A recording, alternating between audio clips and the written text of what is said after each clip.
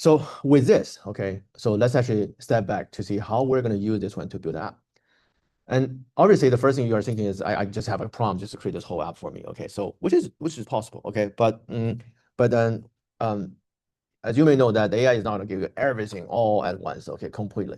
All right, so you can try that, but it's going to, because there's so much details you have to specify. All right, so what I suggest you to do is you start from the just a pure design. Okay, don't start the Flutter code yet. Let's start from design. Okay, and then once you're finalizing with the design, and then we go to Flutter code. And as you do the code, also start from the front end. And once the front end is ready, then we move on to the backend. Okay, so design, front end, and backend. That's probably, give you a much more smooth kind of process, because the app project itself is pretty complicated. You can't expect that, just one prompt to get everything done. No, it's never going to happen. So you need to have a lot of kind of interventions. Okay, so today I just want to show you something about the design. Okay, speaking of design, okay, as you may know that all the AI tools today can generate images. Okay, one way to get a design is to show an image. All right, so let's actually think about a good design. Okay, maybe we still use that same example, the $5 example. Okay, because this is very simple. Okay, or maybe no, we actually should do something. Yeah, actually we can do that. Okay, so please generate kind of UI design for a mobile app called like $5 lunch, which allows users to search with a maximum budget, and it returns all the food options on campus that are below the budget. The app also has the admin to be able to configure the food options, including the pricing. Users can also see the food details and send mobile order. The restaurant, the food vendors can see the orders and update the order status. Okay, so we turn this one into something more complicated. Okay, so if we just do a design like this, let's see what they can provide to us. All right.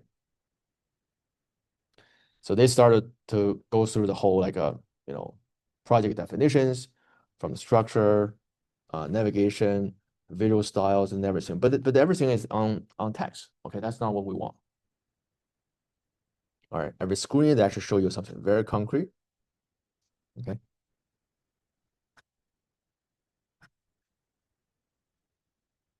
Yeah, quite detailed. But as you're reading this one, you get much more overwhelmed. Okay, so how are we gonna do all of this?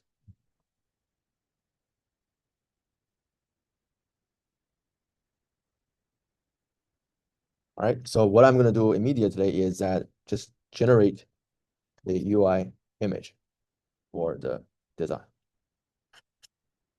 Okay, I don't know if I can stop it. Okay, so let me just stop this thing. Okay, because that's too much details. Okay, I just want an image to see that. All right, so you can try to use Midjourney. You can try to use Gemini. Gemini probably does a better job on the images, but ChatGPT is also improving. This one used to take a long time, but now it's getting faster and faster. All right.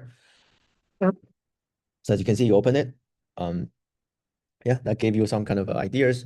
That the home screen, you have a search bar easily to filter the different results. They have all the greens seem pretty good, especially for our campers. And then you can see the detail. You can make order. You can have admin portal, everything. Yeah, pretty good. Okay, not bad. But if you do the design like this, okay, if you just generate image like this, it's a nice thing to show the concept, but it's not really easy to use as a kind of a design. Now, you could actually throw this one to ChatGPT to, or sorry, to the code to generate the code. You can do that, and they give you some fairly good results. But what we want you to do is to really finalize all the design very carefully. Because if you think about traditionally, when people working on the mobile development, okay, they would do really professional like app wireframes. Okay, something like this. Okay, you've probably seen this type of thing before. And they use tools, they use Figma, all of this to draw things, and then they draw this completely, before they start to code anything. Okay, they want to make sure they have the right understanding, they send this to customers. Yeah, they create a very specific and detailed designs. So we want to get something similar to that. So what I can share with you is that using the image generation wouldn't be the best way to do this. Okay.